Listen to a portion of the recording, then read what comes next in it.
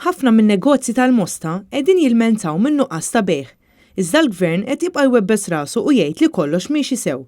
Dawn huma s-sidin infushom li qed jgħidu hekk u qed jinsistu li x-xogħol nieżel sew.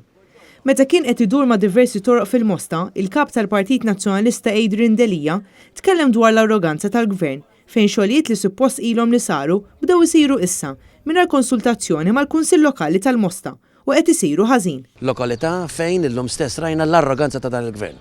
L-arroganza illi f'kunsill immexxi minn Amministrazzjoni Nazzjonalista illi ilhom is-snin jaħdmu għal ġid ta' din il-lokalità, il-Gvern fit-triq ewlenija Eucharist Congress Street jinjora li l-Kunsill ma jikkonsultax u sempliċement biex jagħmel il-bżar fajnejn biex jagħmel eżerċizzju ieħor ta' marketing ftit ġranet qabel din l-elezzjoni jibda xogħlijiet illi kienu maħsubin kellhom isiru biex jissalvagwardjaw kontra l-arar. Adrian Delija staqsa għaliex il-Gvern qed jaġixxi b'dan il-mod u jinjora lil kulħadd fuq proġetti fil-lokalità.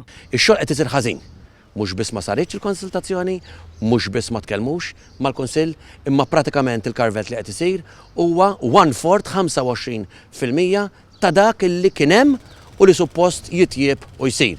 Mela dak illi għandu jkun ir-rimedju tal-ilma tal-flooding tax-xita tal-arar minflok qed intejbu qed nagħmlu l-affarijiet blaġla sempliċement biex nuru li qed isir xi ħaġa u ħanamlu iktar ħsara. Adrian Delija qal li kollox qed isir bla pjan f'dak li għandu x'jaqsam ma' toroq.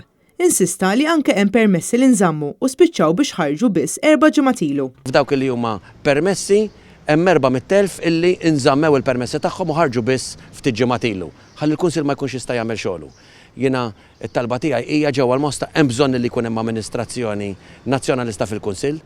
Id-darba li ma kienx hemm dak kien ta' sfreġġju għall-Mosta u x-xogħol li qed jagħmel dan il-Kunsill minkejja d-diffikultajiet li joħloq il-Gvern huwa xogħol importanti li rridu nrodduh bil-fiduċja tagħna lkoll. Waqt din iż-żjara, il-kap tal-Partit Nazzjonalista kien akkumpanjat mis-Sindku tal-Mosta Kit Kassar, kunsillieri u kandidati kemm għall-Kunsilli Lokali kif ukoll għall-Parlament Ewropew.